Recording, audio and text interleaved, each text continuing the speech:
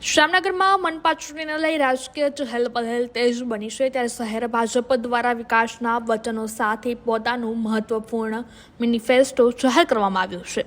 આ સંકલ્પ પત્રમાં જામનગરને શાનદાર અને જાજરમાન બનાવવાનો મુખ્ય ધ્યેય રજૂ કરવામાં આવ્યો છે, જેમાં શહેરના સર્વાંગી વિકાસ માટે વિવિધ યોજનાઓ અને આગવી પહેલોનો સમાવેશ કરવામાં આવ્યો છે।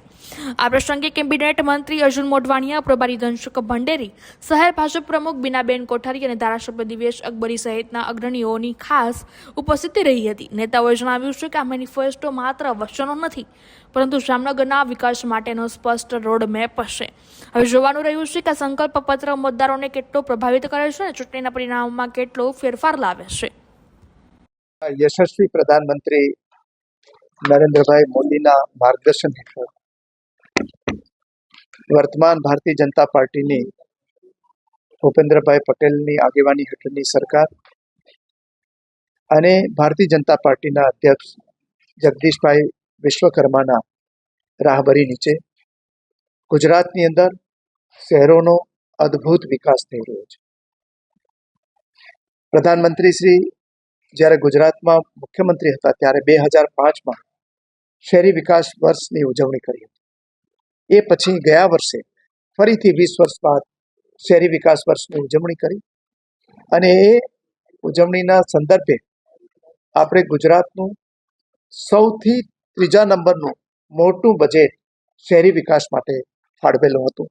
30,000 કરોડ રૂપિયાની જોગવાઈ ગયા વર્ષે કરી હતી। આ વર્ષે પણ એટલી જ જોગવાઈ આપણે શહેરી વિકાસ માટે કરેલી છે।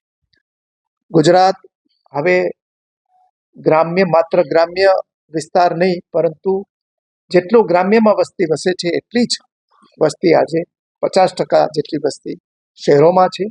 ત્યારે શહેરો છે એ ટકાઉ વિકાસ થાય એમનો અને વૈશ્વિક સ્પર્ધા કરી શકે એવા શહેરો બને એ માટે મહાનગરો માટે અલગ અલગ સંકલ્પ પત્રોનું વિમોચન થઈ રહ્યું છે।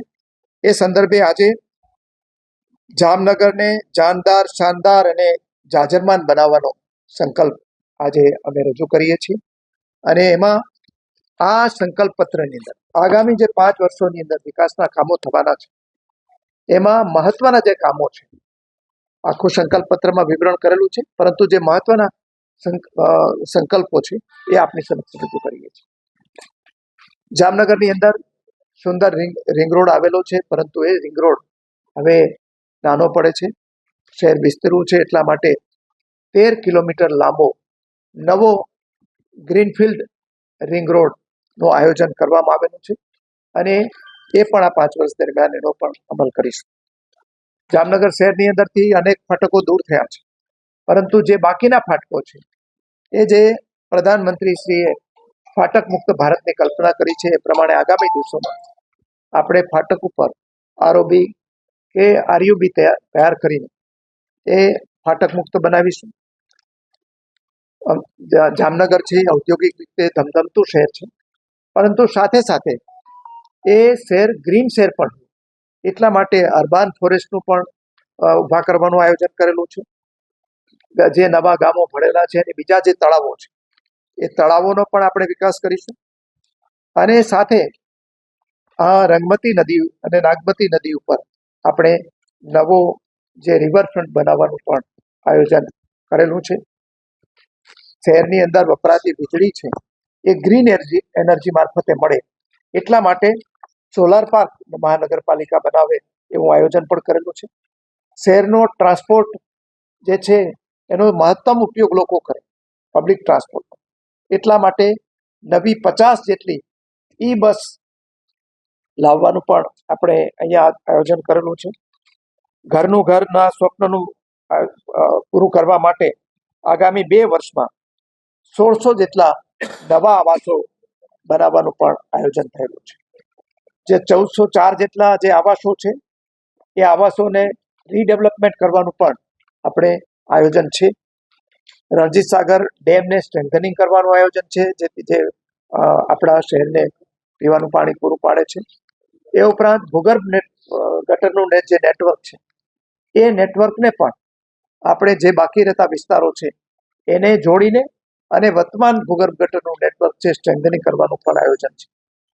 નળ સે જળ યોજના હેઠળ તમામ વિસ્તારોની અંદર પૂરતા દબાણથી પાણી મળી રહે એ માટે પણ નવું આયોજન આપણે કરેલું છે. લાઇટ માટેનું આયોજન કરેલું છે અને અહીંયા આપણે આરોગ્ય અને શિક્ષણ માટે પણ આપણા શહેર માટે નવી અનેક આયોજનો અર્બન હેલ્થ સેન્ટરોને સ્ટ્રેન્થનિંગ કરવાનું, નવા બનાવવાનું એનું પણ આયોજન કરેલું છે.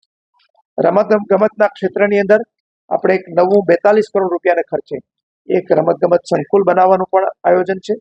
નવા ફાયર સ્ટેશન બનાવવાનું આયોજન છે અને બેડી પોર્ટ છે એની આસપાસ પર્યટન સ્થળ ઊભું કરવાનું પણ આયોજન કરેલું છે. આ જે મોટી મોટી યોજનાઓ છે એ બાબતની આપ સૌને જાણકારી આપી છે. એ ઉપરાંત બીજી અનેક યોજનાઓ જે છે એ સંકલ્પ પત્રમાં એનો સમાવેશ કરેલો છે. આપે સૌએ જોયું હશે કે એક વખત શહેરી વિસ્તારો માટે નાણાં મેળવવા એ સૌથી મોટી મુશ્કેલી હતી. એને કારણે કોઈ મોટા પ્રોજેક્ટ થઈ શકતા જ નહીં.